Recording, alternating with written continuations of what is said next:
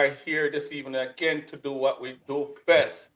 Last week, protests, the Diaspora Crime Prevention and Diaspora Crime Prevention, Intervention and Prevention Task Force protests in Florida. But we have mixed feelings coming out of the Jamaican, from Jamaica. Also, here we have the Jamaican expatriate.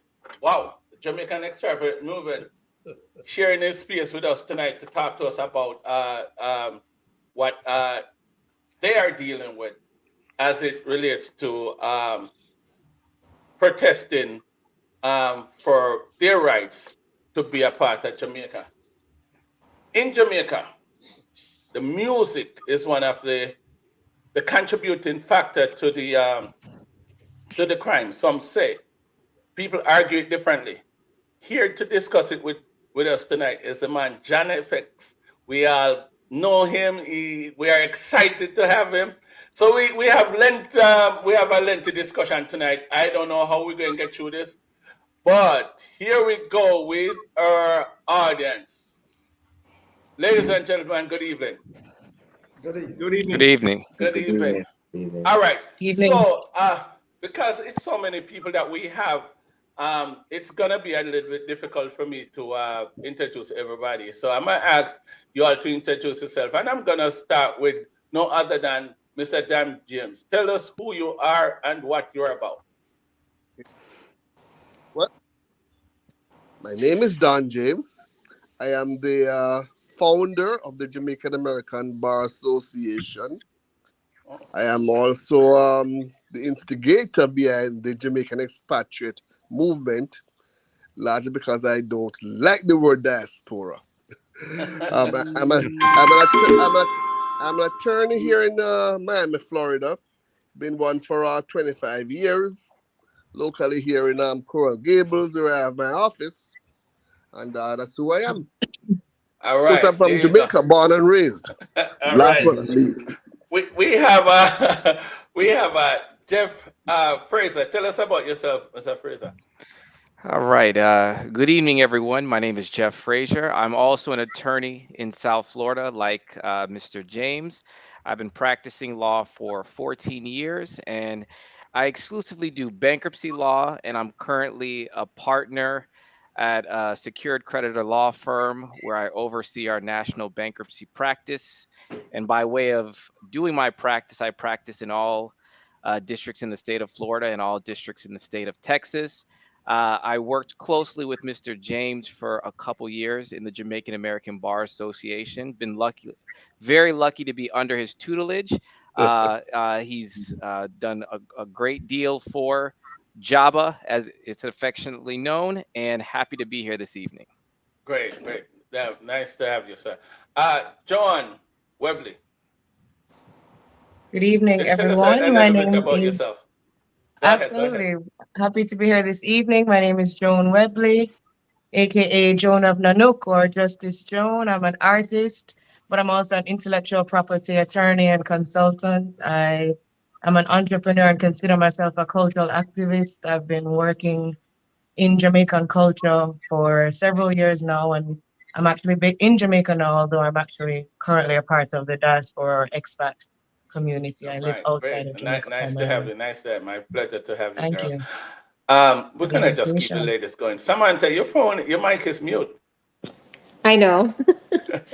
Hi, everyone. My name is Samantha Parchment. I'm an attorney here in Florida as well. And I am the former president, 2 times president for the Jamaican American Bar Association, JABA, as Jeff said, as well as previous vice president. So I've served the organization for approximately 5 years in the capacity of vice presidency and presidency. And thank you for having me here this evening. It's indeed a pleasure. David Brown. Good evening, everyone. My name is David Brown. I am also an attorney here, and previously I served in the capacity of vice president with JABA, and I'm also a former member of the Jamaica Constabulary Force and the United States Army. And I work here with a solo practice in South Florida. And that's about it. And also, I'd like to mention that Jeff is somewhat humble, but he was also a former president of the Jamaica American Bar Association. Oh, great. Chris Duran. Well, wait, hey. I know you're regular. I shouldn't even call on you because everybody knows who you are. No, I'm not sure what FX is going to say about his background. And if he says he's an attorney, I'm telling you right now, I'm filing a complaint because I sit up here with attorneys all around me, and I'm in the center of the screen. Anyway, I'm not an attorney. This is a break from the legal group. Surrounded. All right, folks. Jamaican as well. I've been in the United States continuously for 40 years. I am a retired special agent from Homeland Security. I've been an investigator at Homeland Security for 21 years. Prior to that, 5 years as a DEA safety security officer. So my background for the past 27 years is law enforcement in the United States, federal law enforcement. Had a great career. I just retired end of 22, so just about 13 months ago.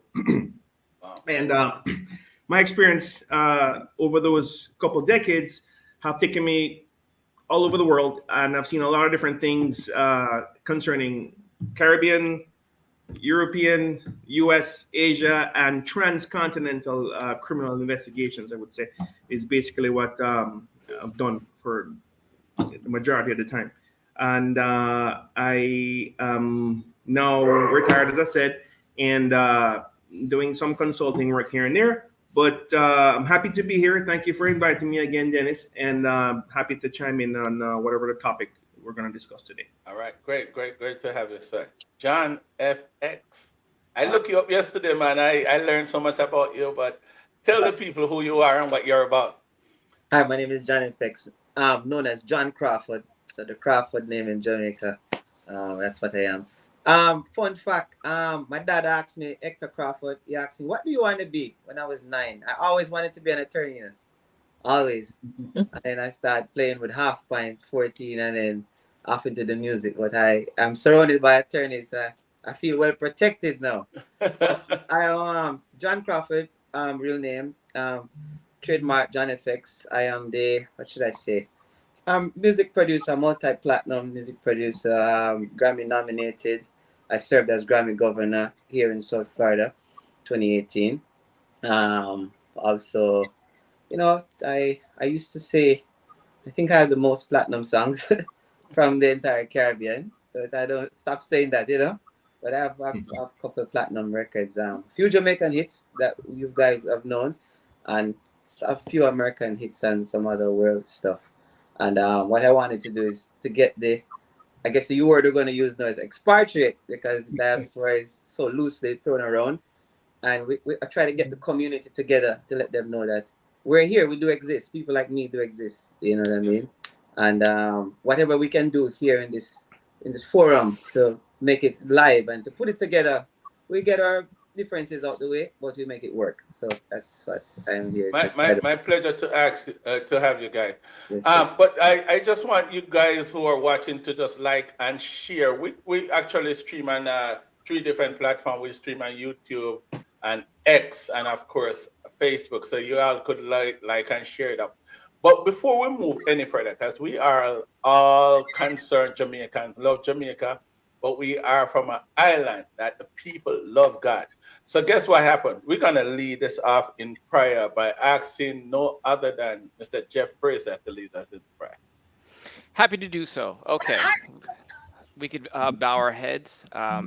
Heavenly Father, we come here this evening to share thoughts, to share perspectives, and we do it humbly before you. And most importantly, Lord, we ask that you guide the discussion with respect, with civility, and with an understanding that we're all bringing perspectives to the table for the betterment of our country and the betterment of the expatriates and those that are living on the homeland as well. Lord Jesus, once again, bless this discussion as we go. In our heavenly name we pray. Amen. Amen. Expatriate, diaspora. I would like for somebody to define the difference, and I think I'm going to call on Dr. Don James, actually. Sorry, Attorney Don James to tell us the difference. Okay, so my undergrad degree was in history, and maybe for that reason I am very attuned to the connotations of labels ascribed from a historical perspective. A diaspora denotes a powerless people. The Palestinians, the Cubans, people who've been displaced from their homeland and usually cannot go back um, anytime they choose to. An expatriate is a person who voluntarily leaves their homeland, usually for betterment, in search of um, educational aspirations, uh, professional growth and development, and an expatriate in our view is an empowered person who, anytime they choose to, can board a plane and go back to their homeland. Oh wow. I just recently learned of that, and that there are difference in the words, and that's I'm glad you defined it for me because I was supposed to look it up. I told JonFX yesterday that I was going to look it up. But the diaspora protest last week, and it sparked mixed feelings with the Jamaican community. A lot of Jamaicans are saying, "Leave us alone. We're good. We don't need your help." Yada yada yada. Some are saying, "Come, we really need your help." I spoke on it, and I spoke from my personal experience because I'm saddened by what's going on. And before I even learned the difference in wording, I thought what went on last week was for a good cause, and I thought that it's really effective. Let me ask Miss John Webley to tell me what do you think about last week move? I think last week's move, not I think last week's protest was historic. I think it was timely. I think it represents the frustration felt by many expats around the world who are wanting to engage and wanting to do more for the country. And I think there are a number of reasons why we feel this way. People feel this way for a variety, from a variety of perspectives or for a variety of priorities. But the common thread is that we're all united in our wanting to do better for Jamaica. And I think before we begin drilling down into the details, we need to clarify for all Jamaicans that there is not a divide, that this is not a them versus us situation. It's not locals versus foreigners. It's not a combative situation, which we're so used to in Jamaica. This is truly a situation where you want all members of your community on board to make the place better. If there's Right, 3 million Jamaicans at home fighting for better, they're strengthened if there are 6 other million Jamaicans worldwide also pulling in the same direction. So we need to promote this unity priority before we drill down into all of the rightful issues that we have. right. That's true. I was there myself, and when I think about the crime situation that goes on in Jamaica, and one of the things that they were protesting about is that the crime that goes on in Jamaica and the fear for us Jamaican to go back home. The government is not protecting us, and that's what I gather, and that's where I get deeply involved. But to tell us a little bit about the crime situation on a more intimate level, I think David Brown would be the man because he had said he had worked for the Jamaican Conservative Force before. Do you think that we really have a crime issue in Jamaica that needs attention as much as we're claiming? Some of the Jamaicans are saying that we don't really need the guys' help. We are okay with it. And even the government said that the crime is going down. What is your take on that, David Brown? My take on that is yes, the crime is going down, but we have a very serious problem in Jamaica. But before addressing that, I would just like to dovetail on what Mr. James was saying about the difference between diaspora and expatriates. I noted the way he presented it, and sometimes it is good to be tactful in order to bring people together not to exacerbate tension, right? To promote unity. And that's what we're here to do. So in answering that question, I mean, it requires in-depth analysis, and I want to be very careful what I say tonight because that is my passion, that is my forte. I don't want to offend anyone, but I want to give clarity to anyone listening in Jamaica and in expatriates because I'm quite knowledgeable about fighting crime in Jamaica. So as the conversation goes along, I will probably take the opportunity to explain a little further. I'm gonna put Miss Samantha and the spot. I don't know. I just feel like picking you tonight. Do you fear of going to Jamaica? Do you fear have like fear for your life, concern about the crime at all, going back to Jamaica? So I'm happy that you asked me that question because it's a discussion I've had with many Jamaicans, and I will start even within my own family. I have a son who's 28 years old, and he has told me, Mom, I'm afraid to go to Jamaica more so than I'm even afraid to go to Mexico. And to me, I was shocked. I was floored because I see Mexico as a really violent place, most areas of it. And for my child to be who was born there and partially grew there and I have gone there multiple times. My mom is there right now. But the reality is, crime may be going down, but if you are, and I don't know what the percentage is currently, but let's say, for example, if you're at 60% crime rate and you have dropped 10%, are you really doing enough? Because our crime rate is extremely high. And visitors will tell you that they go there and they feel harassed. But outside of that, when we go there, and the records are there, it's not even a matter of if or maybe. People have gone back to Jamaica and they've lost their lives. Oh yeah. That happened recently in a family that I know, where the husband and wife were murdered, having returned home. So, is there a fear? It's a genuine fear. Is the crime rate high? It is extremely high. And I do not believe that enough is being done to address it. One of the contributing factors in the crime, if you ask me, is the music. I think the type of music that they have in Jamaica right now, I think it I don't think when a person is going to commit a crime, they are singing "We Are the World" or they're singing a song from Celine Dion or something like that. I think they're singing the song that relates to their action that they're about to commit. And that's how I view it. But I think persons that the right person to clarify that for me is JonFX. What do you think? I think the music is a contributing factor to the crime in Jamaica, and it needs addressed. Need to Yes, be addressed. yes. So a large percent of the crime and violence. Go back to like the worst election you think about, 1980, right? For blood, fire for fire, blood and fire. There is a thing in Jamaica where we can't deny the cultural influence from that time, the super cats from that time. And the thing, it was bad boy culture, 70s, 80s, you know what I mean? And when that culture came in, it was more like political at that time, JLP, PMP. Now it's switched, where it's not really that anymore. It's some scammers, hustlers, quote unquote producers who are influencing this thing. The certain artists started to make it norm for you to have the gang around you and the gang around you, and they have the money from foreign coming to send the money to buy the bullets and the stuff. That's really what's the contributing factor in the music. No. As I said, in the 80s, the 70s, it was more political. Now it's just every man running corner. There is, in the country, Treasure Beach was a place that, people used to wave to you. You go to country. Now, every little corner have some guy in foreign that's sending down some money.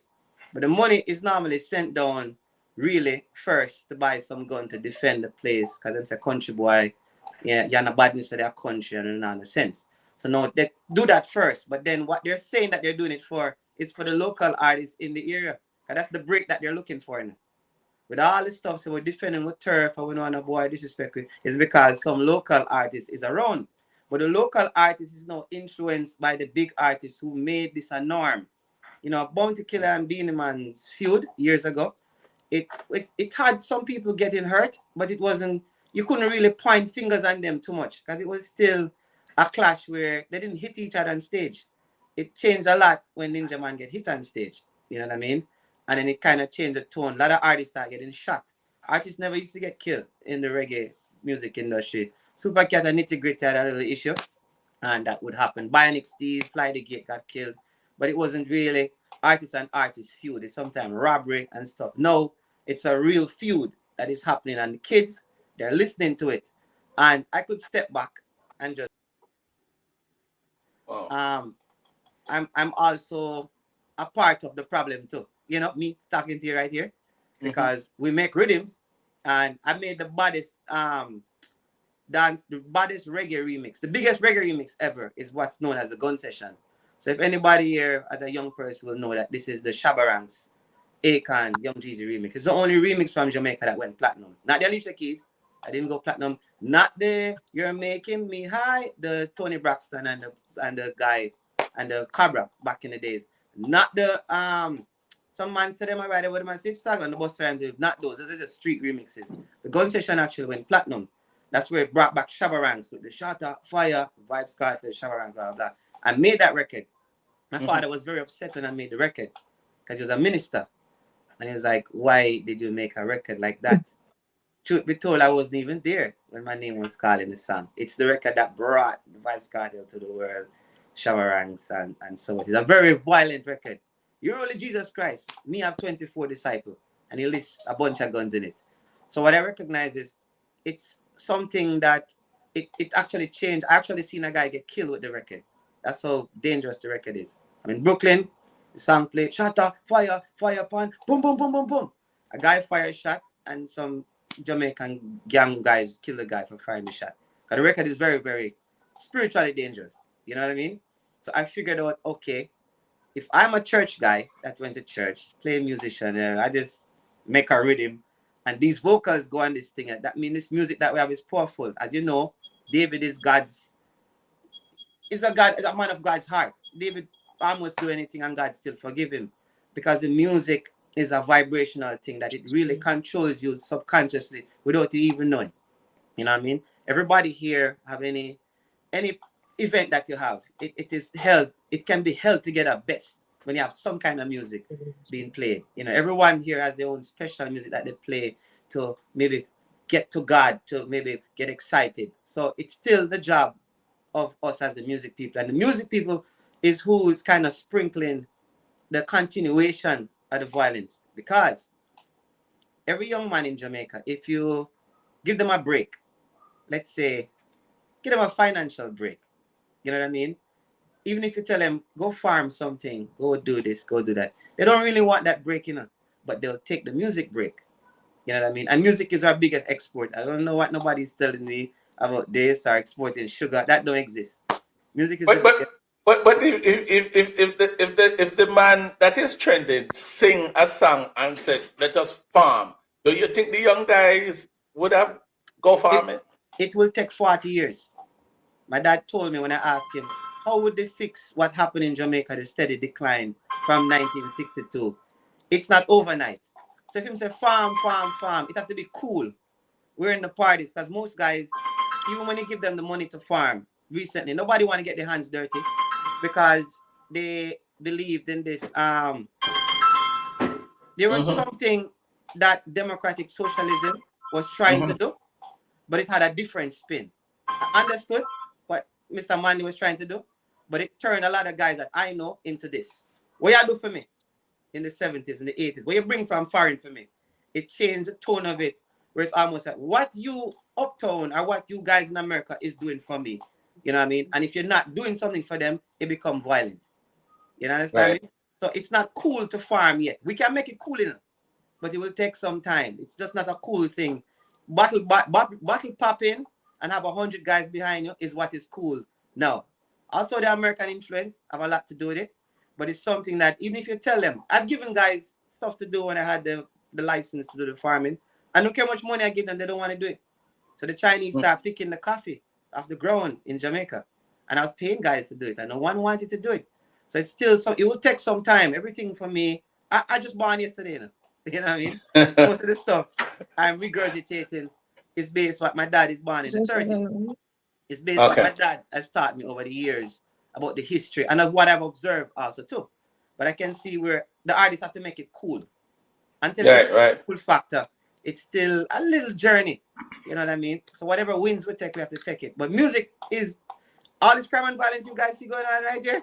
Music is maybe 90% of the reason we have it. You know what I mean? Don't care what nobody say. You find a killer, any killer you know or any guy you know, and the way he talks is it's culture. Big man thing, Wagwa, G, it's all music lingo. And it's always been like that. In the 80s, Wow. the 70s. Put it here. See that Yeah. side, that's 70s. Bad boy talking. So it came down here to that. So the artists now start getting shot at because somebody changed the tone of it. And when artists start getting shot at, then they all have to defend myself. I was like, you guys not enjoying yourselves anymore. This clash, Right. everything's a clash culture. I was like, nobody don't seem like they're happy anymore. You know what I Right. mean? So what we're Right. gonna do about this? That's why I'm here to Wow. start it I, right. I, I, I am glad you're here to talk to us about it.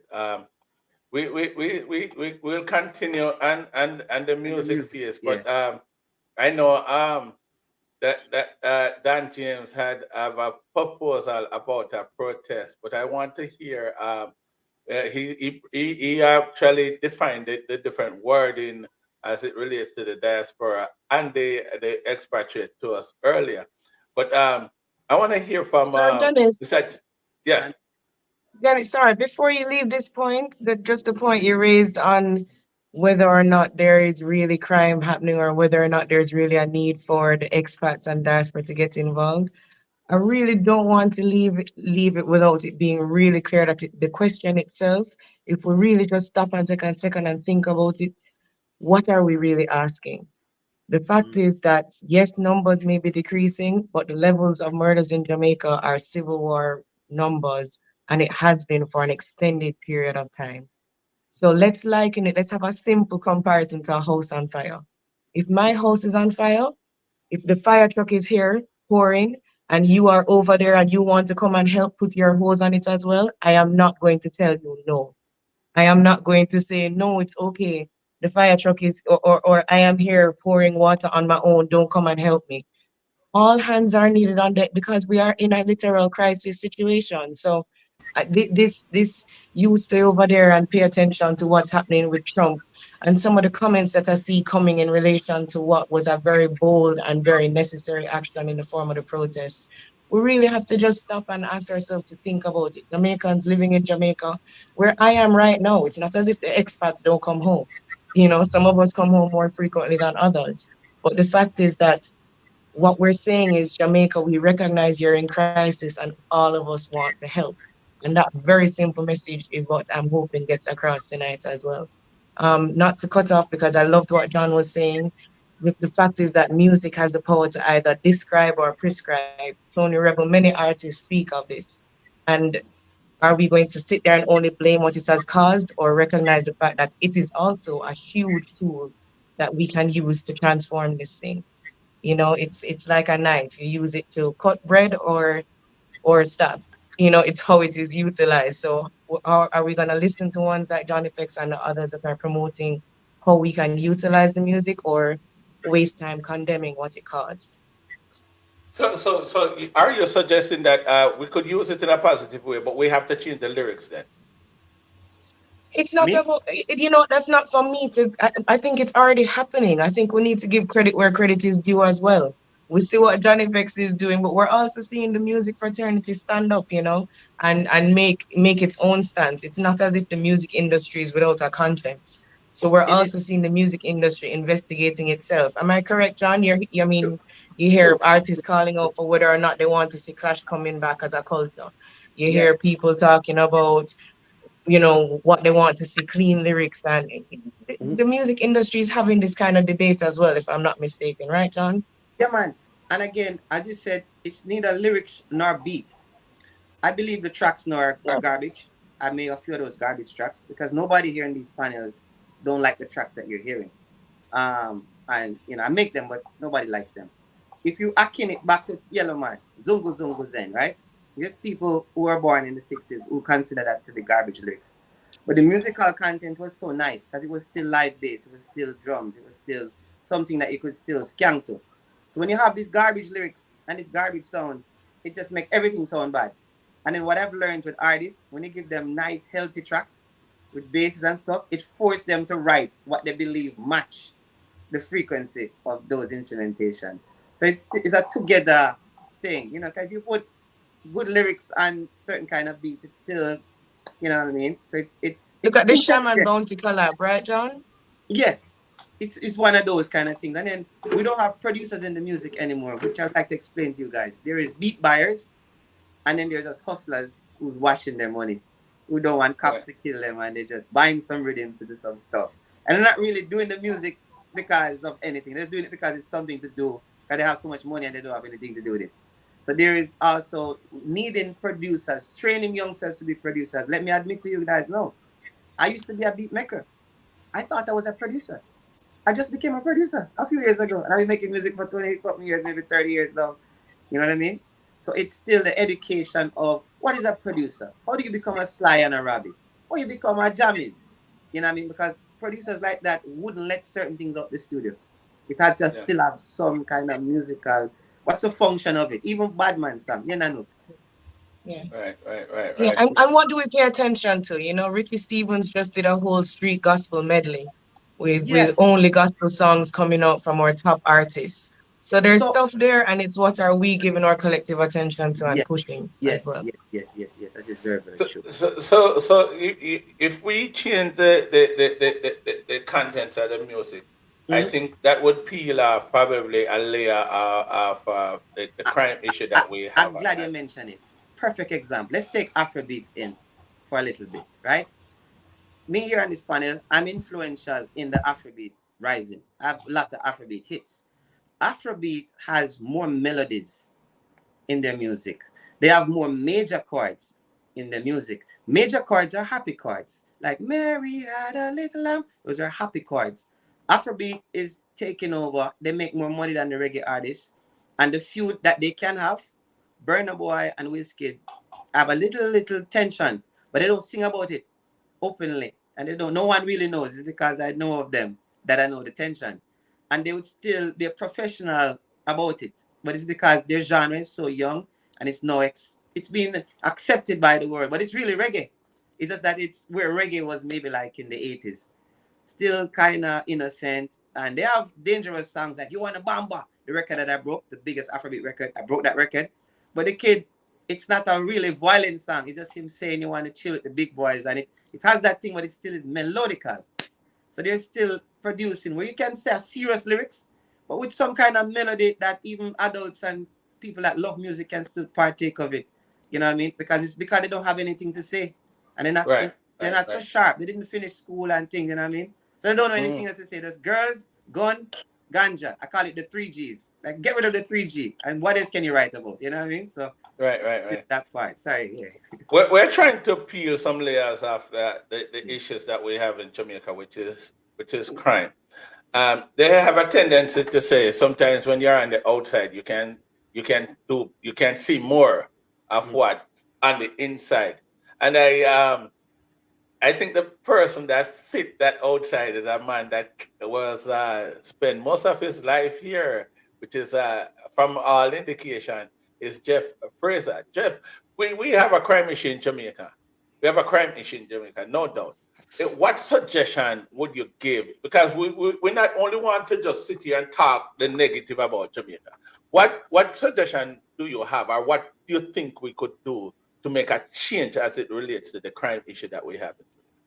Well, I'm actually glad that you kind of positioned this particular question to me, and it kind of envisions or encompasses the entire stance or the posture that I will take on this entire podcast, which is someone that is, I won't call myself an outsider, but I'll call myself an individual that has grown up primarily in the United States, but born in Jamaica. So I, of course, have a vested interest in the country's growth and I don't know if correction or improvement is the correct terminology, but a prosperous future. And I think what JonFX was saying, I was listening very closely, and I think one thing that he mentioned was root cause, and I think he eloquently described that music. I think he said 90% of the issues that we have in the crime is based out of music. I don't know if that's the exact figure, but it's obviously plays a factor and plays a role. And circling back to what Joan said earlier, as someone that is a part of the diaspora or a part of the expat community, I think honing back into the protest from last week, and not just the expression that was made at the protest and that it made news, but for what reasons. People like myself, people that are growing up, or people that live abroad, are expressing their voice and concern about what's going back in Jamaica. So I think the key here is not just is utilize the first step is, yes, look at root causes, just like what JonFX said, but also hone in on what Joan was mentioning earlier, where she said it was historic. That's just it's an amazing voice that has been expressed by individuals. Yeah, you got freeze right there. We're gonna keep the flow going. I don't know. That's like a technical internet related issue. Um, are you there? He's That still frozen. doing from the rooftop, one step that we can take. Back. All right, great. The man that been quiet all this time is the man who have 26 or 27 years of law enforcement and a federal level is with us. And he and I share many platforms. But I want to ask him, because I know I might sound like I'm moving all over the place here, but and we're gonna get to some real matters shortly. But do you think last week was a success, Chris? Yeah, I do. For one reason in particular, and I think it was a culmination of inaction, right, or perceived. Let me choose my words carefully because I'm surrounded by all these attorneys. I just joking with you guys. Perceived inaction, right, by the diaspora slash right, because as a child, when I left Jamaica, there was crime, there was corruption, there was, what they call power outages, I think load shedding, you guys used to call it that, you used to have water lock off and so on. And couldn't see, up to the years after I left too, it seemed it couldn't solve that problem, right? Jamaica just couldn't seem to solve the problem. Becoming an adult here, getting into law enforcement, of course, I was privy to a lot of different things concerning transnational crime, particularly Jamaica and United States. And I saw more now clearly how, the dynamics of corruption and how it affects crime in Jamaica. Okay. Right. I also noticed nothing seems to be getting done, right? Despite the fact that every January, right, I say a week or two to January every year, we have the same discussion. Why, it's 20 people die in less than 2 weeks, whatever. It's more than one a day already. Start again. Talk about that every year. It doesn't seem to get any better. Mind you, they're saying this year, based on the numbers, that it's less. But it's less, but still high, right? Let's use a number. Let's say we had 1,300 murders last year, and we're on track now to look at 1,200. It's still over 1,000. It's still ridiculous for a small island, right? It's still very bad. It's still bad. Terrible. Okay. So back to your question. Sorry to digress there, but I see it as a success, not just because it was historic, as Joan said, which it is, being the first I've ever heard of, or the people tell me this never happened before at any official office of the Jamaican government representing overseas. It's the first, but fact is, people are just fed up of the inaction, and I think, to put it rather simply, I think that's what it is. That's how I see it, anyways. Because I am too. I'm totally non-political here. JLP, PAP business. It doesn't matter which government. It doesn't matter what party I should say is in government right now. Fact is, in my experience, it's always bad. Always bad. Can't seem to solve the problem. And It's been used, I've been told, like a political football, back and forth between parties. But it doesn't matter at this point. None of them, in my opinion, seem to be getting and making any sufficient headway. Yes. The current government may tell you they are because of whatever they implemented and what have you. But at the end of the day, we're still having very high crime levels. Okay, and it's not working. And as I said before on your show, if you recall, I think the first one at the end or the second one at the end, you have to summarize our opinions on what the topic was. And mine was and still is that the Jamaican government is not prioritizing crime. It is not. It's like so the house is on fire, as Joan mentioned, right? And the fire truck is there. Well, in my opinion, not having a fire truck, they're sending people to the river with buckets. Yeah. It's not effective, guys. That's what I'm trying to say. That's what I'm trying to say. Yeah. Right? Yes. It's if it's really a house burning and you really value that home, and you, God forbid, your family inside and your pets and your valuables, you would make sure a fire truck was there, standing by all the time to make sure that fire is put out. Right. In simple terms, that's my opinion. All hands on deck. It's just, Yes. But what I'm gonna ask that Dan James is saying that he had organized a movement that I really like, and he's gonna tell us a little bit more about it. But with this mixed feelings coming out of Jamaica from what transpired last week, aren't you afraid of what you're about to do? Tell us what you're about to do, and if you have any care about the mixed feelings coming out of Jamaica. Jamaica needs a paradigm shift, a change in the approach.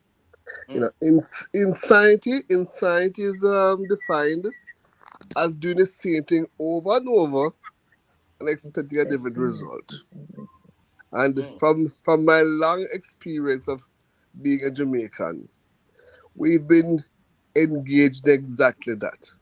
Yes, sir. So, just last week, I heard the Prime Minister said, we need a new ministry, a ministry of crime prevention. If I'm peace right. and human development. Yeah, whatever.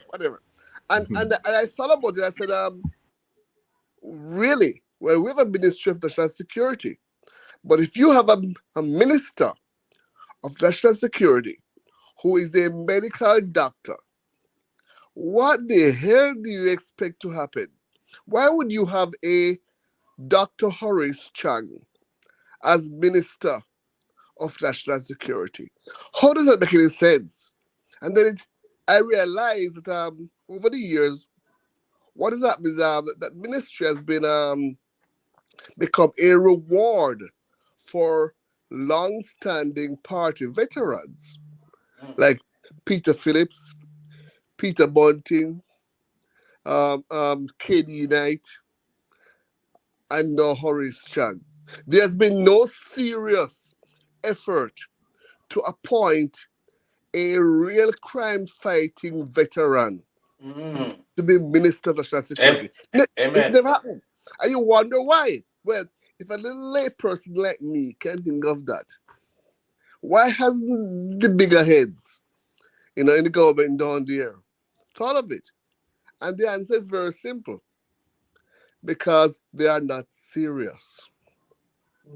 They're simply not serious. And that is why it's back to my theme, and it's time for a paradigm shift. The only time Jamaica will change is when we change it. We have to be the change we're looking for. And if we keep hoping for it to change, it's not going to happen. But what's your approach, though? What would be your approach to that change? Yes. I tell you. First of all, Little Barbados has showed us the way. Little Barbados is now a republic of Barbados. And the Prime Minister has been promising, since before he became Prime Minister, to give Jamaican expatriates the right to vote in Jamaica. In black and white, he promised us that. So you wonder, why did he renege on his promise? Why didn't he ever follow through and deliver on what he promised to do? Well, because he was told not to.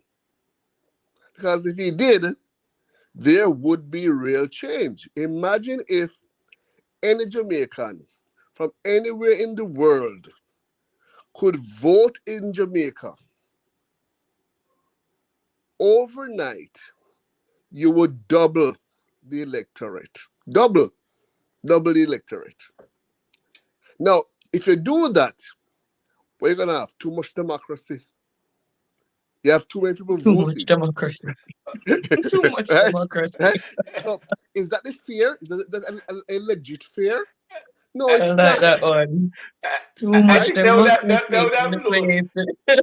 And I So, also think that they would have just lost the ability to manipulate the election if. exactly. Just last week, the UK passed a law, and any Englishman anywhere in the world can vote in elections in England. Right now, any American anywhere in the world can vote come November. Israel, same way, right, David? Any Israeli anywhere in the world can vote in Israel. Even Colombia, Venezuela. So why is Jamaica any less? Why should you disenfranchise half our population just because they were so ambitious that they boarded a plane to improve their education and their professional trajectory? Yeah. You're gonna And, disenfranchise. Go ahead, Yeah. keep I'm going. sorry, and in spite of the fact that You they guys could have the contribute floor. I'm so fine. much to the country. In spite, exactly. Our remittances by Western Union is what is keeping Jamaica out of the bankruptcy trash bill of history right now. But Okay. for our remittances, Jamaica would be Haiti, bankrupt, right? And all we're asking is to be allowed to lend our voice to the conversation, to lend our ideas, the things we've learned by being so ambitious to go abroad for Thank education, you. to contribute that, a little bit Let of us that. help. Just help. we Yeah, have the fire engine. We have the fire let me engine. ask We you have the this. hoses, right? But no, we're told no. We have the best police force in Jamaica. Except 80% of murders are never solved. Did you know that? You have 80% chance You of sure about killing that, somebody in Jamaica. Don? 80%. I think it's higher than that. I think it's a little David, worse than that. Yeah, I I think it last was time I checked, 95. Last week I David, heard it was 95. you're probably right. You're probably right. So Wow. crime Yeah, and 95. violence impacts directly on your ability as a country to attract foreign investment. Mm-hmm. Foreign investment is what creates jobs for the people, right? So if people do have jobs because you don't have enough foreign investment, why wouldn't you want to have more foreign investment so you can have more jobs, so you have less crime? Because poverty causes crime. And if we voting down there will feel empowered to, to assist more directly, at least with our ideas in God's house. Um, Reserve 2 or 3 seats in God's house out of the 60 you have for expatriates so they can vote. Tax them if you want. We'll pay taxes if you want, if it makes you feel any better. Although our remittances, frankly, are more than taxes. But would we? I came here about 27 years ago, and Yeah. if well, I shouldn't use myself as an example because I visit Jamaica a lot, and I probably would have voted to the truth of what I see. But for the most part, that people live abroad, what would they vote on? Wouldn't they vote because their grandparents was always a PNP, JLP, yada yada yada? Wouldn't that be the reason of that's what they would vote for?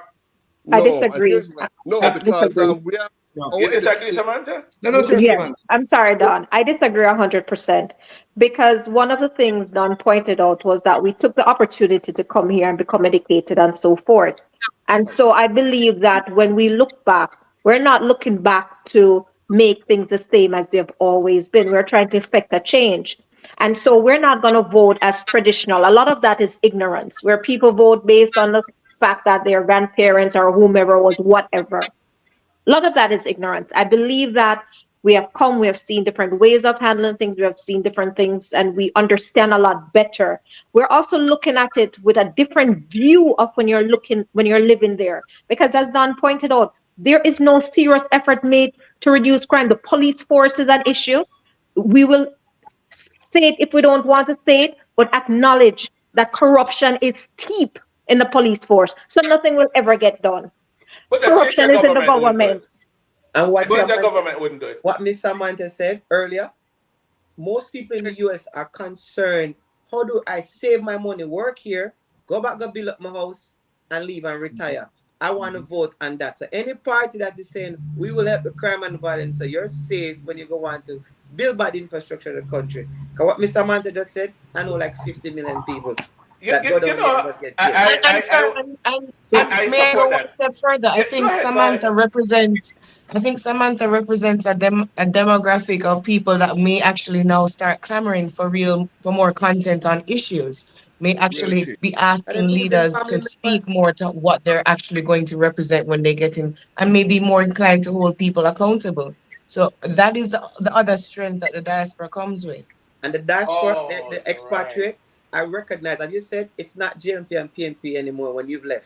Because every guy I know that is bad man from there, when they come here, they have to work together to sell whatever narcotics that they have to So sell. They don't matter over here. the prime minister would have campaigned One then side. on our concerns. He would have campaigned on our concerns and not just sit the command down there so he can get 2 pounds of flour around election time and lift up one baby and play with him and dance with him. Or even wear on clocks and dance tonight and everybody fall Yeah. for it. Yes. That would have had less impact on the election. Yes. Wow. So whatever Wow. party decides to advocate for that, as again, the remittance is the biggest income we have, Sir Dan. As all of us send money there and everybody, that's the biggest income Jamaica have. And if you can know that there is any party, it's like you guys are safe when you come. We're trying to make sure that, and there is something here in place for that. Mm-hmm. That's where the vote would go. And sorry, and I just want to add a lot of the reasons why Jamaicans do not no longer, let me correct that, because when I was here, my dream was to go back to Jamaica, right? And my mother's dream, she's there right now. Her dream is to be able to go back. You know why a lot of people don't want to go back? Because of the violence, because of the crime. And if we're not addressing that, we're never going to go anywhere. And unless we address the crime and the corruption that occurred there, I mean, yes, employment is an issue, music is an issue, there are a lot of issues, but it starts with addressing them, and there has been no serious effort to address any of them. It's like, what's the purpose? They all come in and they make promises, and as soon as they get in office, nothing changes. No, we're asking for a voice so we can hold them accountable, and we can say, you know what? If you're only promising this and you're not willing to make a change, then we want you out. You can't give us a bag juice and we are satisfied with that. You can't give us some money and we're done and over with and you have bought our votes. You cannot do that. That's the We are biggest listening to difference. the issues. We are listening. It sounds like too much democracy, yes, Mr. James. Exactly. Can I chime in here? Yeah, go ahead, David. Because I was going to say everybody seemed to touch on it every now and again, but we'll keep avoiding the gigantic elephant in the room, which is crime. So there's other problems in Jamaica. Yes, I get it. But folks, if we don't stop the crime, there's no reason to have a good job there or whatever. Crime is like a disease, guys. Come on. In the body, it's like a cancer. If you don't get rid of it or address it, it doesn't matter how pretty you look or what you're going to do with yourself. You will not be able to function if you have that cancer in your body. Okay, and that is why I'm trying to say it must be prioritized. And real quick, David, I know you want to say something. But No, speak. Back to what you were saying, whoever it was about, well, geez, what if the diaspora got an opportunity to vote? What would they vote for? You're not going to vote for it. They're voting towards the issues concerning their loved ones in Jamaica. And it's going to be crime again. Trust me, it's going to be the number one issue. Yes. No, that thing matters. Nothing else matters unless you deal with that. Safety. Yes. Sorry, go ahead, David. Thanks for your comment, Chris. Sometimes we dance around issues for various reasons, but the voice coming from overseas has been strengthened by the reality that we can't take this anymore. It doesn't matter who you are, right? Whether you're a PNP or a GLP in Jamaica, I am tired of it, okay? And I don't speak much, and for ethical reasons, I'm a bit constrained. But I'm happy to hear how the panel is speaking. As a matter of fact, Samantha, I think God ordained this because you weren't supposed to be on this panel, right? And I never spoke to you about crime or anything. And I'm telling you, to hear you speak that way, you inspire me, Samantha, okay? We can fix crime. Our good friend there, Nanook, says, at least you said, I don't want to misquote it. What you said about fixing Jamaica, Jamaicans can fix it. Repeat it, please. Absolutely. I said that there is nothing wrong with Jamaica that cannot and will not be fixed by Jamaicans, either at home or abroad. And that's what we are about now, right? And I understand Don's distinction, and I agree with it regarding expatriates. But whatever term you use, we all have got to come together and fix Jamaica. Now, I'm also happy, notwithstanding the colors I'm seeing, if other people are seeing the same colors, right? I am happy to hear the content that the panelists are bringing, because I want to be very careful here. I don't want it to be misconstrued when I say anything, anyone listening to me in Jamaica and here, because I have my finger on the pulse of a solution that I can interact with the Jamaican people in Jamaica and here, and with God's help to fix Jamaica, to address the crime. I know that. That's a gift from God to me, okay? Now, what I'm trying to say to you, Jamaica's significant problem, JonFX spoke about the causes, right, and the impact of the music. There was a song, a tune, I think it's Shabarangs did it. It says like, may I bust the shot and them a pick up shell, right? It's not only criminals are moved or energized by music, right? Law enforcement officers are too, right? So we're all humans. So what I'm saying, in addition to the root causes, how we maintain this praxis, this way of governing in Jamaica that is destroying our people, that is murdering our people. I have numbers here. I wouldn't want to go into that. I'm sick and tired of it, okay? Because the reality is this, it is the politicization of crime fighting that is destroying the Jamaican people. Now, when I heard you speak, Mr. Sutherland, right, you brought tears to my eyes, okay? So let me clarify something. It doesn't matter whether you have an orange house or a green house. You understand what I'm saying? Or white house, for that matter, right? We can't approach this in a political partisan manner. And I want my hearers to understand that I am not speaking with any political partisan bias within Jamaican spectrum, right? Now, to clarify this also, where is this being broadcast from? Is it Rhode Island? Is that where you are? Me? No, I'm in Chicago. Chicago, okay. I will not say anything more now because there are many things I can say. Maybe another forum you can have me on, but I will contribute as we continue to speak. But thank you for the energy that you have brought to me personally, because that's my space, crime fighting. Yes, being a former police officer, though, do you see, think that there's a shift now today as it relates to the attention that they paid to crime, or it was always like that even when you were in the force? It's a bit different. I mean, if I can look at the numbers, when we started 1962, the numbers were small, like 60 something per year, 70s, 100, and we'd start to go up, 200, 300. And then we hit like 1980, we get 800, and we start to, get higher. And then, let's say from 2002, we reach over 1,000. And it's only 1 year. The following year, 2003, we were at 976, but probably it's even 1,000 too, because the stats might be wrong. But right through that time period to now, it's over 1,000. And when it comes to, okay, as a former cop, people say, oh, PNP manage crime better, or JLP manage crime better. But anybody saying that is a laborer saying JLP manage crime better. And it's a comrade saying PNP managing crime better, right? We're tired of that, right? Both governments have not managed crime effectively to bring down the Well numbers said. of murder every year. Well said. Amen. Why Amen. are we playing Amen. games? Amen. Jamaicans don't deserve that. I'm not criticizing anybody, but I'm passionate about it because it's true. And I understand. I mean, the highest numbers we had was like 1,600. That was under PNP government for three times. Under the labor rights, we had 1,600 too. So this is not a GLP or a PNP thing. It's a Jamaica thing. So let's get Yes. together and solve this. Yes. Yes. Go ahead, Miss Webley. Mr. Sutherland, Mr. Brown has mentioned 1980.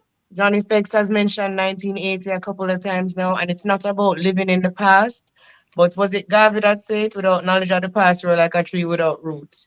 I think that there are enough Jamaicans right now who are completely unaware as to why these gentlemen keep talking about 1980. Why was 1980 so significant?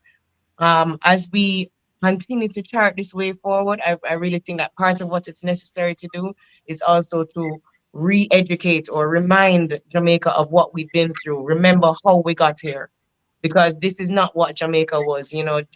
As we've all mentioned, the crime is out of control, and Jamaica keeps slipping. The Jamaica we all know and love and feel nostalgic for seems to be slipping away.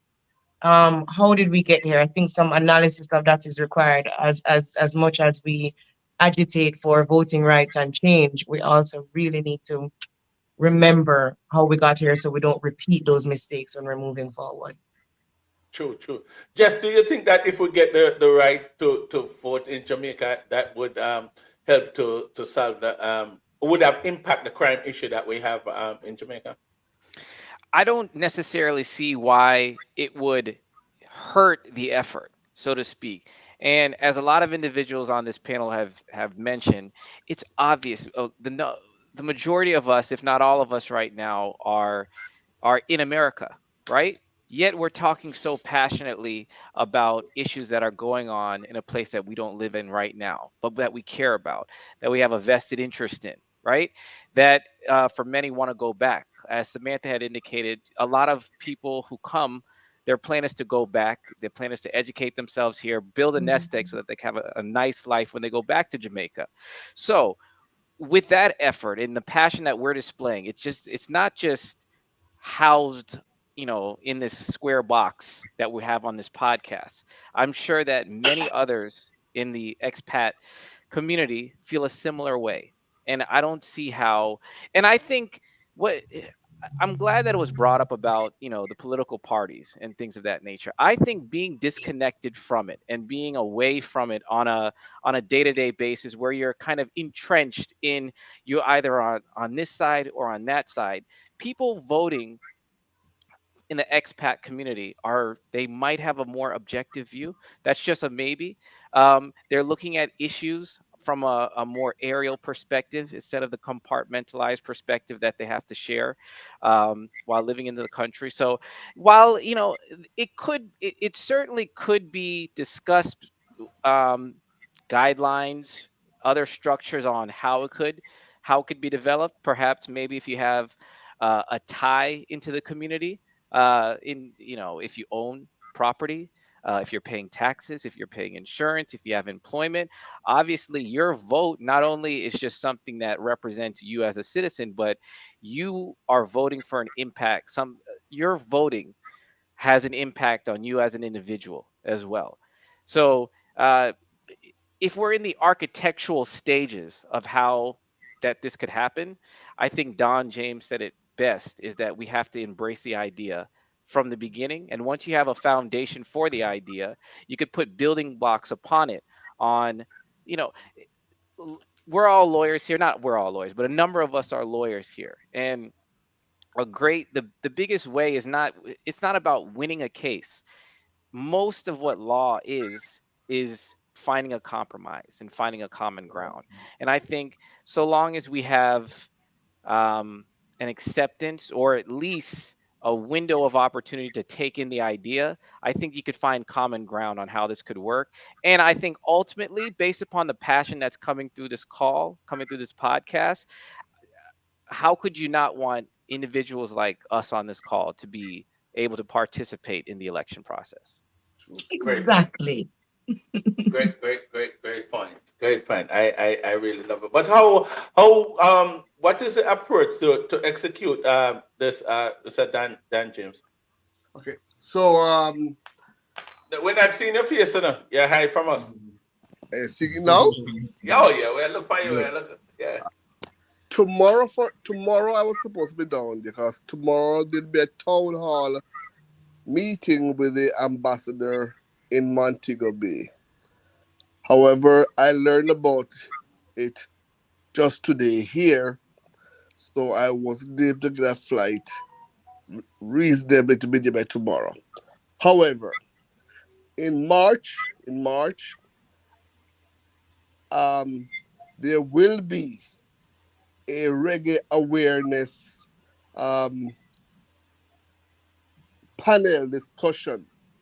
I was with Shaggy and in a circle on Monday. Yeah, on Monday or Tuesday, I was with them. And a big part of the day was spent in the planning of it. March is also when you have the Jamaica Carnival. So it's a huge influx of expatriates in Jamaica in March. I am thinking that it'll be a good time for us to commence the program of sharing our vision with Jamaica. And we start by very simply taking out a full page ad in the Gleaner and the Observer, um, expressing our intention to join in the conversation down there. Mm. Right? That's how you start the process. And then you plan it. You don't have to denigrate the diaspora.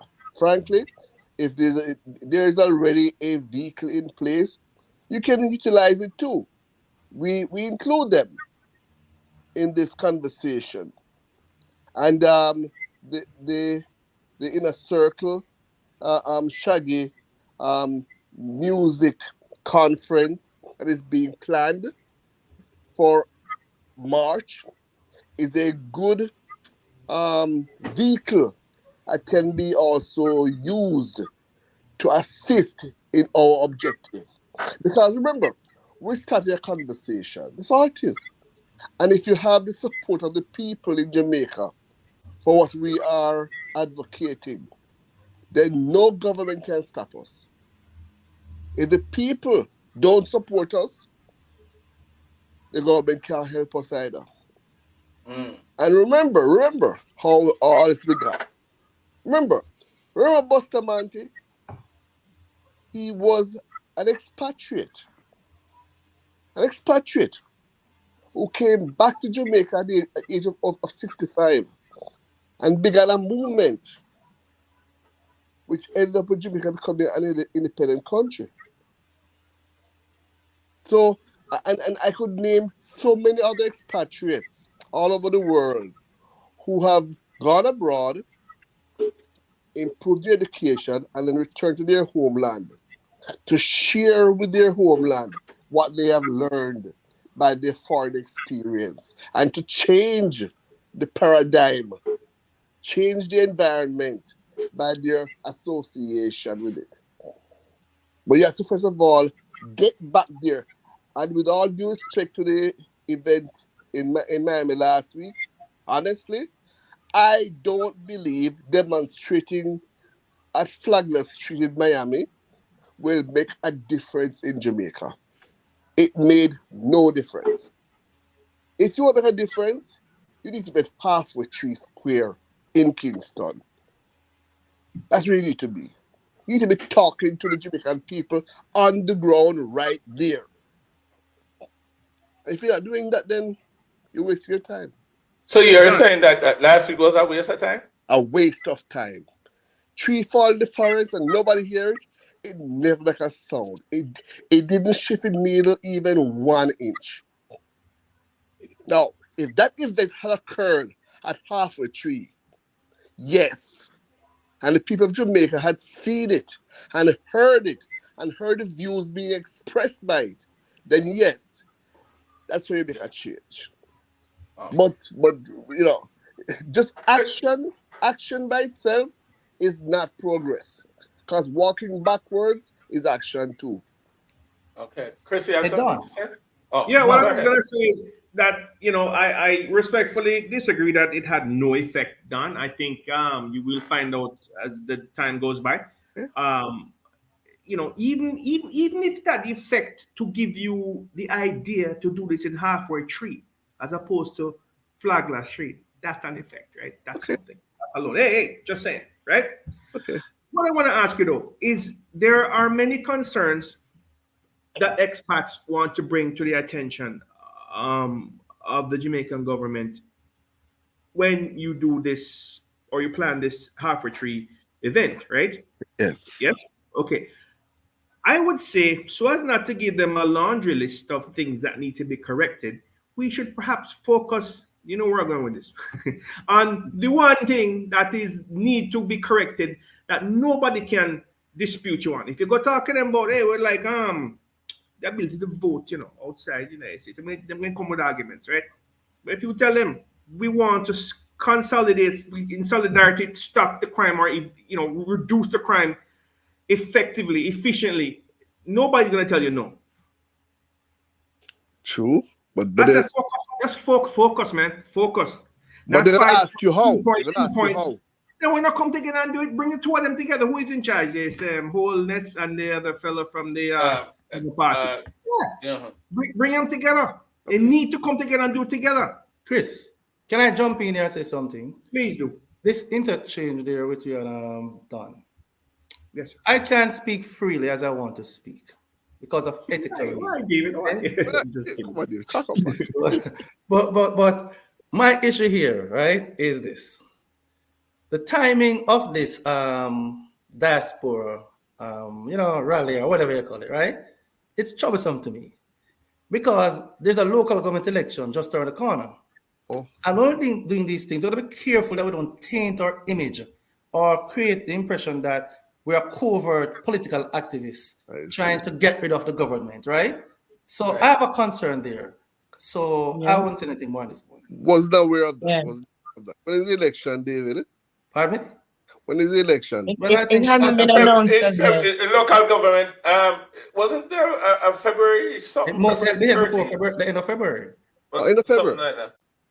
Mhm. So this will be after the election then. March No, man, not your thing, What's Oh. going on now? It started in Miami, it's supposed to go to New York, supposed to go. Okay. I don't like the implication. Yeah. Why I say that? Because I'm fully aware of how Jamaicans think. No disrespect to anybody, but we're all Jamaicans. We can't really talk like we swap black dog for monkey. Yeah, Our right. problem go deeper than that. So we're dealing with the crime in a serious way. So I endorse what you're saying, Chris, okay? Okay. No offense, anybody. Because No. Not to beat a dead horse, as the saying would go, right? But let's say them get fine, them make the sign across it. You now have rights to vote. What do you think one of the first and most important things the diaspora is going to vote towards? You can come back to the same thing. Changing the Deal with the crime, constitution. guys. About That's one thing. Done. Yeah, that was saying Sun something. is but- gone. Yeah, but Dan is coming back. Dan is coming back. I see JonFX is like chafing up. Do you want to chime in on this? I notice you've been smiling a lot, like you have. It is interesting to hear the different viewpoints because I agree with all of it. Because everyone is really saying the same thing. We're passionate about the same thing. You know what I mean? It's just different tastes and different thing. But I think it's a good place. I'm smiling because I didn't know something like this existed. And with the influence I have, because I just believe in being very current and being, I like numbers and I can get numbers on people anywhere because I know the stuff that they like. So having this and putting the numbers that I can put together to bring that movement and that awareness around it, I see exactly how it can be done with just this group right here. That's how Right. you know. But let me ask this, Ms. Welby, a question. I saw you. I actually, you probably don't remember, but I met you last week, and it was nice Yes, seeing you. I And do remember meeting. I heard you. Yeah, I was standing close to you, spoke passionately. But being I don't know if you're a supporter of the diaspora or what, or you are just independent. But as it relates to uh, Don James, who had showed the different in interpretation or verbiage as it Mhm. relates to the wait, I think he's trying to come in. No, Yes, no. I think first of all, I have to say that I think the protest was very useful for a number of reasons. It's not going to be the changing factor, but definitely even for the fact that I was able to come in contact with yourself, I was able to meet Mr. Rattigan. I was able to meet a lot of these persons that we've been seeing online for some time in person. It's never Change doesn't happen overnight. Change is incremental, and sometimes it's a critical minority that can cause a big change. So even our few numbers being able to come together, it may not have been a flooding of the streets, but those few numbers together are part of the process towards change. Having said that, I love where Mr. James is coming from when he speaks about expats. I'm very excited about that reframing because there's a lot in a word. And there's a lot, what one of the most important things he said to me in his definition of I'm expats back. was about the fact that expats represent the Mhm. country across the world. So it's not just that, yes, I'm cognizant and we're all aware of the fact that we're sending money home, but it's not just that. All of us are a part of the image that Jamaica has overseas. We rep Jamaica on a daily, wherever we are. I'm not in America, I'm based in Europe. We have Jamaicans in Australia, we have Jamaicans in Antarctica, we have Jamaicans worldwide. And they are part of their behaviors and their attitude is part of why Jamaicans are so loved worldwide. So to be a part of the expat community is something that is exciting. And I think it's important for us to embrace positive words as we try to explain ourselves to the Jamaican community and let them understand it's not a we are better than you, it's a we are you and we want better for you, you know? You know, another thing that I want to point out to you guys that last week move was effective, extremely effective. If I ask me, last week move is what brought forth this, and to me, that's a positive right there. Last week move is what brought us together right now. You know, that expatriate movement, diaspora coming together, working. So to me, that in itself is very, very, very effective. If this bird from last week, because I know we're not just sitting here yapping. We all thinking how we can execute whatever Mr. Dan James is coming with. And I tell you, if it wasn't for last week, I wouldn't know about this. You know what I'm saying? No, So I think and what John says is true. It's very exciting to be in this room because as expats, it's funny you're in another man's country and you care so much about your little dot, your little rock back there. So when you now enter a space like this where you're with other people who, yeah, we're outside elsewhere, but our heart we're still tied to this rock and we all share this great passion for this space. It's a nice energy to be around. I second what you said, John. Yeah, and you know, one of the main reasons why I wanted to mention the JLP and the PMP thing, when guys move to America, it's like somebody says, you get a break, you get the chance to change the thing for us here. That's the reason why we come, and that's why I like that expatriate word, which I just learned 2 days ago from you guys. You know, it's from yeah, Mr. Brown and Uh, Mr. Day. And yeah. And it's another thing, where you know, John, sorry to interrupt you, but since you're on that same topic, you know, you come to the United States or you leave Jamaica, let's just say wherever you go, and you also learn about what Jamaica could be. Not saying everything that is overseas that you experience can be transferred to Jamaica. I get it. But there's some things that But can't. You learn from other things and you see what could be, and you yearn for that in Jamaica. And that is what is a part of it as well. hmm yeah, it's seeing it from a bird's eye view. We're like, oh, Yes. I see mm-hmm. the problem now. I can stand away and I see the problem now. And I Yeah. see where I can, my little influence can come together and make a strong force, you know? Mhm. And that's Uh, why we're doing this here. This is a good thing. Please continue.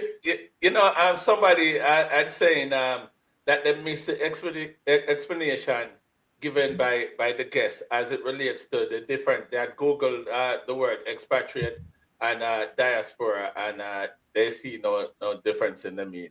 Sir Dan, you want to say it again so the person can hear? Because I Googled it. Please and elaborate once more. With pleasure. So, a diaspora are a powerless people. They are people who have fled or been displaced forcibly from their homeland and can no longer go back there, like the Cubans, the Palestinians. Even we when we were slaves removed from Africa.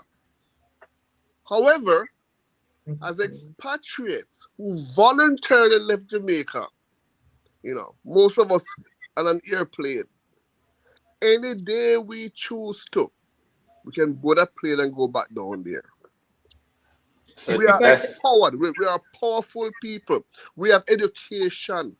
Many of us have a lot more money now than we had when we left down there. So we have means. And substance. We have substance. And when we speak, we should be accorded some respect for the value of what we are saying, because we're putting our money where our mouth is. With our remittances, we haven't thrown a stone behind us and reject our homeland. We should help our homeland. Yes. All right, Don, may I give an addendum to your definition, right? Diaspora, the term that's used in a general sense, it's like used loosely, and it represents people who are in another country, but they're sort of disconnected from the country from which they really belong. Expatriates more embrace the continuity of citizenship, of belonging to your country of origin. Right. And why I say this, now I don't want to offend anybody, but we want to be transparent here. Part of this problem, I'm also a former member of the Jamaica Diaspora Prevention and Intervention Crime Task Force, right? Which is responsible for this call to action letter that's generating all this, right? So I can make a comment here, fairly, right? Dr. Francis, who is now, viewed negatively, positively, right? Venture this way because of things that he experienced, where he is disregarded as a voice, a relevant voice to help with the fighting of crime in Jamaica. Now, be that as it may, personalities may differ. I'm just addressing the principle. I'm not saying Dr. Francis is right or wrong in certain methodology. I'm saying, and I'll be careful, I think this is public knowledge, that there was a response from the government of Jamaica that says, I was a former law enforcement officer, so let me take this personal. To say that, in one instance, it was said that the JSF is just a glorified security force, security guard company. A lot of police officers didn't like that, and I didn't like that either. So I take umbrage with that. The next thing is that when it is being said, we all have all the world-class police officers and all that, and we still have all these numbers of high murders, right? And all the internal problems that we can't even talk about. And then say, just send us your money. That's an insult. That is what has caused us push Dr. Francis over the edge, rightly or wrongly. But I'm saying we're humans. You see what I'm saying? And Jones mentioned someone's name. That person is not, it wasn't a negative way, but the person is not here to make a comment. But I'm choosing to comment out of professional respect because Mr. Rattigan is also a lawyer, a member of the bar in this country, right? So regardless of what he's doing, with whatever methodology, we are all trying to accomplish the same goal per the rule of law. Thank you. And I just hope that's genuine, because there are, which we don't probably want to get into, but people are saying people have personal desires or personal agenda. No, we're not discounting that, But I think JonFX, in his opening remarks, mentioned that, he can There are some things that be done. You understand difference of opinion, difference of approach, but you ignore that and stay focused on the most important thing. Right, JonFX? Yes, yes. The issue, and again, I said, Mr. Chris said, and even Jeff said, crime and violence. We address that because at the end of the day, if you can't live in peace, you can't even study in Right. peace, you can't even Makes eat in sense. peace. You know what I mean? So it's still something that affects all of us everywhere that we go. Yeah, Still. yeah. I as much as we enjoy this, we had gone an hour and a half into Wow. it. And I told you guys that an hour and a half is gonna run by fast.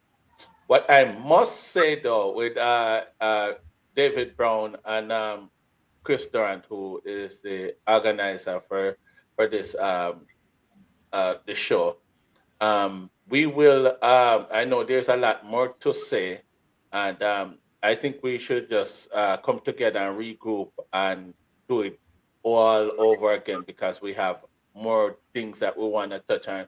There are people asking about what our concern about the medical situation in Jamaica.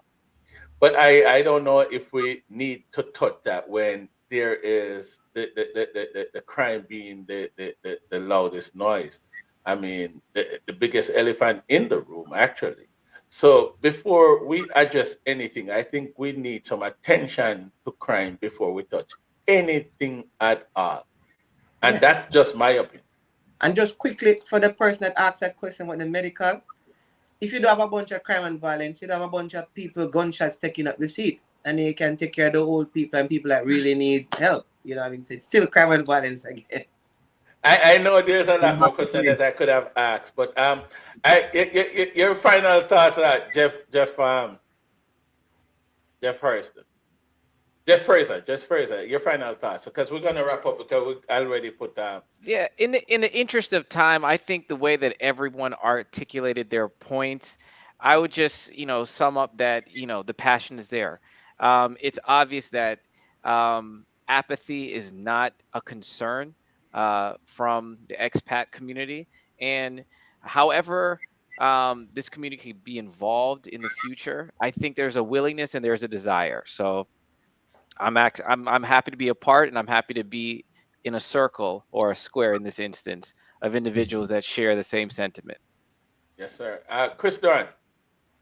Hey, I just wish we'd come to some sort of a consensus or an agreement on a plan. Focus on it and move forward with that plan to get things done. And I understand that there are a number of things that are of concern. Saying it again, if we can attack the crime situation, I think that is one topic that nobody, whether you're expat, diaspora, person living in Jamaica, never left the country ever, or you're a JLP or a PNP, I don't think anybody is going to say, well, we'll do that later. No, no, no, no, no. I think everybody would agree and be on one page. If you can focus on that and anything around that, concerning that, contributing to that, I think we'll be on the right track. Start there. Yes, sir. Thank you very much for that, Samantha. Well, my final thought is this. A lot of what was said today shows that everything, including the medical question and other issues that are in Jamaica and within Jamaica, can be solved if you solve crime first, because the influx of finances and money and so forth, if there are jobs created and so forth, money will start coming in, we'll be able to build better facilities. But until you've gotten rid or control on crime, we will get nowhere. Thank you. All right. And the Agreed. lady followed the lady. Joan Webley. Absolutely. Thanks for the invitation. Thanks to all the other panelists or persons here talking tonight. I think my closing words are I second what was being said earlier by Chris. I believe that I would love to see, I'm looking forward to seeing the diaspora expat community organizing and centralizing a little bit more. One of the complaints about who is in charge, authority isn't given. And so as a diaspora, we can take a stand and unite and get together and do what we know needs to be done and move forward. And I'm looking forward to being a part of that action too. I'm very excited to hear more about GEMS. All right. Great, great, great. We're looking forward for that too. The man that orchestrated this whole thing, Mr. Brown. What are your Good evening. final thoughts? Well, my final thoughts are with the main issue. As Mr. Durant and I have discussed the situation with crime extensively, and I'm not here to criticize anyone. I know the government of Jamaica is trying, and to be honest, this particular government has put some resources into crime fighting. The playbook they're using, is still consistent with what has been going on for the last couple of decades. So, what can we bring to the table? I think if we can get past the noise and the ill will and know that we're not just doing this for ourselves, but we're doing it for our children and the children of our children, and come to the table together. When Don goes to Jamaica, you should speak with the Prime Minister, the Minister of Opposition, I plan to. and formulate some way that we as expatriates can actively help in taking care of this crime problem. I'm available still. Thank you. Yes, sir. Man, the man in the glass, man, the hat man would never leave him suit out at all. So we have to say, man. Yeah, man, thank you so much for having me here. Again, I'm amongst all these brilliant minds and these attorneys. We have started something, and just little bits of thing. We have to also give thanks for just little changes that has been made, even with the same violent thing. We have to see the positive side of it, which I know that we're all here in this room to do that. And wherever I can be of influence and wherever you want to use me, I'm here. You know what I mean? All right, great. Yes. Thank you very much, Don. Don is a Yeah. man with a plan. Yes. Imagine a free concert at Half a Tree, headlined by Shaggy and Inner Circle, Mm. with expatriates attending and speaking from that stage. Imagine that. Imagine Wow. that. Okay? Yeah, that's a good idea. Wow. Wow. It is Understood. evident. It is evident that Understood. we all have like mind. We care about our country.